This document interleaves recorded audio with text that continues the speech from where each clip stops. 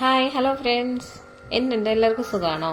ഞാൻ ഇന്ന് cooking video ആയിട്ടല്ല വന്നേക്കുന്നത്. എൻ്റെ നാട്ടിലെ ഒരു അമ്പലം പരിചയപ്പെടുത്താനായിട്ടാണ് വന്നത്. അറിയാത്ത ഫ്രണ്ട്സിന് വേണ്ടിയിട്ട് കേട്ടോ. മിക്കവാറും ഉള്ളവർക്കെല്ലാം അറിയായിരിക്കും. കാരണം ഈയിടെയായിട്ട് നമ്മൾ ഒരു ഏപ്രിൽ മാസത്തെ ഒരുപാട് ന്യൂസ് ചാനലും കാര്യങ്ങളിലൊക്കെ വന്ന അമ്പലമാണ്.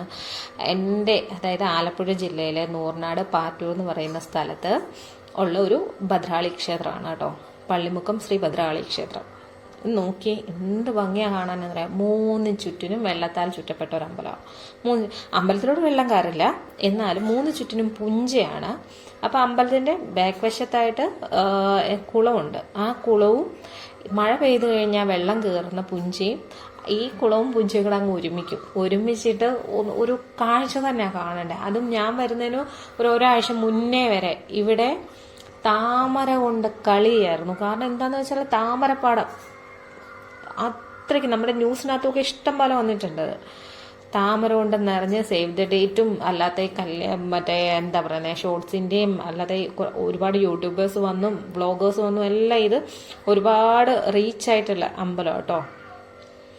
എന്നുവെച്ചാൽ അത് നമ്മൾ പറയേണ്ട കാര്യമില്ല, ചെന്ന് കാണേണ്ട തന്നെ ഒരു കാഴ്ച. ഒരുപാട് ദൂരമായിട്ട് ഇങ്ങനെ വെള്ളത്താൽ ചുറ്റപ്പെട്ട ഒരു വഴിയേ ഉള്ളൂ വരാൻ. അവിടെ ടയറിട്ട റോഡ് തന്നെയാണ്. നല്ല ഭംഗിയാണ്. അത് വെള്ളം കണ്ട അവിടെ 2 പേര് ഇന്ന് മീൻ പിടിക്കുന്ന വെള്ളം കയറുന്ന സമയമാകുമ്പോഴത്തേക്ക് ഇഷ്ടംപോലെ മീനെ കിട്ടും കേട്ടോ. പരലും തൂളിയും അങ്ങനെയുള്ള ഒരുപാട് മീനെ കിട്ടും. എൻ്റെ മോക്കാണെങ്കിൽ കുളത്തിൽ ഇറങ്ങണമെന്ന് പറഞ്ഞ വേളമായിരുന്നു. പിന്നെ ഞാൻ പറഞ്ഞാൽ ഈ കുളം പറഞ്ഞു, കാരണം അധികം ആഴമില്ല, കുളം ചുറ്റിയിട്ടേക്കോ, കല്ലുകൊണ്ട് ചുറ്റി കെട്ടിയിട്ടേക്കുക. അതുകൊണ്ട് പിന്നെ അങ്ങനെ ഒന്ന് കാണേണ്ട അമ്പലം തന്നെ കേട്ടോ. അത് നമുക്ക് വാക്കുകൾ കൊണ്ട് പറഞ്ഞ ആ ഒത്ര എഫക്റ്റ് നമുക്ക് കിട്ടത്തില്ല.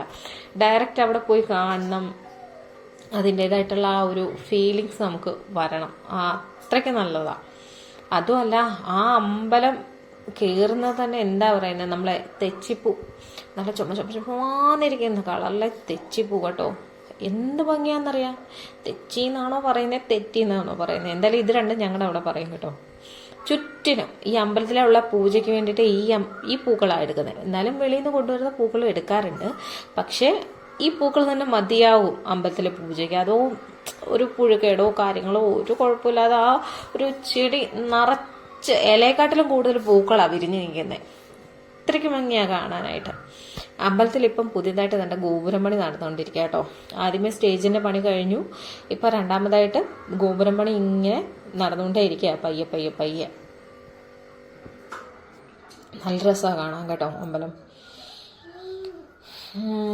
അത് കാണേണ്ട കാഴ്ച തന്നെ. നിങ്ങളൊന്ന് കണ്ടു നോക്കിയേ, എന്ത് ഭംഗിയാന്ന്.